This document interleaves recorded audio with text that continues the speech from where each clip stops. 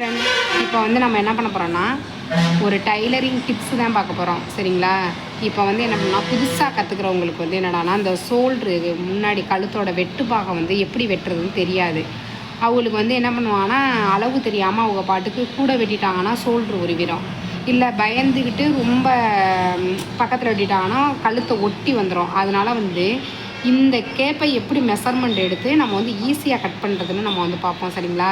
இப்போ வந்து ஆம்கோல் சுற்றளவு, இப்போ ஆம்கோல் சுற்றளவு வந்து இங்கே பாருங்களேன், ஆம்கோல் சுற்றளவு வந்து அவங்களுக்கு அந்த 6 to 7 இருந்தால் 2.25 இன்ச்சு, 2.25 இன்ச்சு வந்து எனக்குன்னா இங்கே வைக்கணும். 2.25 இன்ச்சு வச்சு அதுக்கப்புறம் வந்து ஷோல்டரோட அளவை வந்து மார்க் பண்ணிக்கணும்.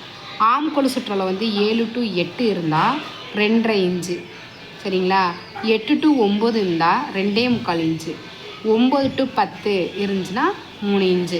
இப்போ இதில் வந்து வெட்டி கட் பண்ணி பாருங்கள். ஸோ இது பின்கழுத்தோட வெட்டு பாகம் கரெக்டாக இருக்கும். ஓகே, சேனலை பாருங்கள், சப்ஸ்கிரைப் பண்ணுங்கள்.